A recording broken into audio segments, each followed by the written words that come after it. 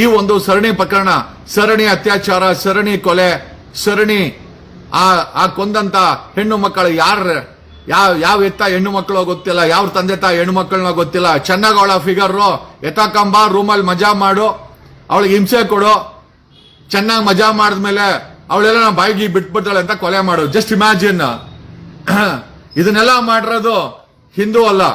ಆಮೇಲೆ ನಮ್ಮ ಪ್ರಶ್ನೆ ಏನಪ್ಪಾ ಅಂತಂದ್ರೆ, ಹಿಂದೂ ಅಂತ ಕರ್ನಾಟಕದಲ್ಲಿ ಬಾಯಿ ಬಡ್ಕಂತ ಹಿಂದೂ ಹೋರಾಟಗಾರರು ಎಲ್ರಿ ಹೋಗಿದ್ದೀರಾ? ಧರ್ಮಸ್ಥಳದಲ್ಲಿ ಸರಣಿ ಈ ಭೀಮಾ ಏನ್ ಹೇಳ್ತಾ ಇದ್ದಾನೆ, ಬೇಸ್ಡ್ ಆನ್ ಭೀಮಾ ಸ್ಟೇಟ್ಮೆಂಟ್, ಭೀಮನ ಕಂಪ್ಲೇಂಟು, ಭೀಮನ ಸ್ಟೇಟ್ಮೆಂಟು, ಭೀಮಾ ಒಂದು ಸ್ಕೆಲಿಟನ್ ತಂದು ಅಲ್ಲಿ ಲೋಕಲ್ ಪೊಲೀಸ್, ಧರ್ಮಸ್ಥಳದ ಲೋಕಲ್ ಪೊಲೀಸ್ ಸ್ಟೇಷನ್ ಅಲ್ಲಿ ಕೊಟ್ಟಿದ್ದಾನೆ. ಬೇಸ್ಡ್ ಆನ್ ದಟ್ ಜೊತೆನಲ್ಲಿ ನ್ಯಾಯಾಲಯದ ಮುಂದೆ ತನ್ನ ಸ್ವಾಯಿಚ್ಛ ಹೇಳಿಕೆಯನ್ನು ರೆಕಾರ್ಡ್ ಮಾಡಿದ್ದಾನೆ. ಬೇಸ್ಡ್ ಆನ್ ದಿಸ್ ನಾನು ಪ್ರಶ್ನೆ ಕೇಳೋದು ಅಂತಂದ್ರೆ, ಅಲ್ಲಿ 1000ಕ್ಕೂ ಹೆಚ್ಚು ಹಿಂದೂ ಹೆಣ್ಮಕ್ಳು ರೇಪ್ ಆಗಿದ್ದಾರೆ, ಕೊಲೆ ಆಗಿದೆ, ಅವ್ರನ್ನ ಮುಚ್ಚಾಕಿದ್ದಾರೆ. ಎಲ್ಲೋದ್ರು ಹಿಂದೂ ಹೋರಾಟಗಾರರು? ಅಲ್ಲಿ ರೇಪ್ ಆಗಿರೋರು, ಮರ್ಡರ್ ಆಗಿರೋರು ಧರ್ಮಸ್ಥಳದ ಸುತ್ತಮುತ್ತ ಅವ್ರು ಯಾರು ಬಾಂಗ್ಲಾದೇಶಿಗಳಲ್ಲ, ಅವ್ರು ಯಾರು ಮುಸಲ್ಮಾನರಲ್ಲ, ಅವ್ರು ಯಾರು ಕ್ರಿಶ್ಚಿಯನ್ಸ್ ಅಲ್ಲ.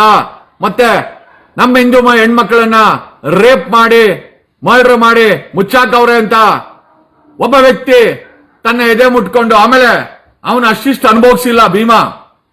ಅವನು ಹೇಳ್ತಾನೆ, ಒಂದು 20 ವರ್ಷದ ಹೆಣ್ಣು ಮಗಳ ಮೇಲೆ ಮೈಯೆಲ್ಲ ಆಸಿಡ್ ಹಾಕಿ ಸುಟ್ಟಾಕಿದ್ರಂತೆ, ಪ್ರೈವೇಟ್ ಪಾರ್ಟ್ಗೆಲ್ಲ ಆಸಿಡ್ ಹಾಕಿದ್ರಂತೆ. ಎಷ್ಟು ದೊಡ್ಡ ಕಾಮಕರು, ಎಷ್ಟು ದೊಡ್ಡ ಕೊಲೆಗಾರರು, ಇಂಥ ವಿಕೃತ ಕಾಮಿಗಳು, ಇಂಥ ಕೊಲೆಗಾರರು ಇರ್ತಾರ?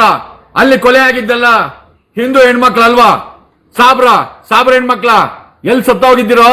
ಹಿಂದೂ ಹೋರಾಟಗಾರರ, ನಕಲಿ ಹಿಂದೂ ಹೋರಾಟಗಾರರ. ಯಾಕೆ ಅವರು ಶ್ರೀಮಂತರ ಮಕ್ಕಳು, ಪ್ರಭಾವಿಗಳ ಮಕ್ಕಳಾಗಿದ್ರೆ ಹೋರಾಟ ಒಂದಷ್ಟು ರೋಲ್ ಕಾಲ್ ಕೊಡ್ತಾರೆ ಅಂತ. Thank god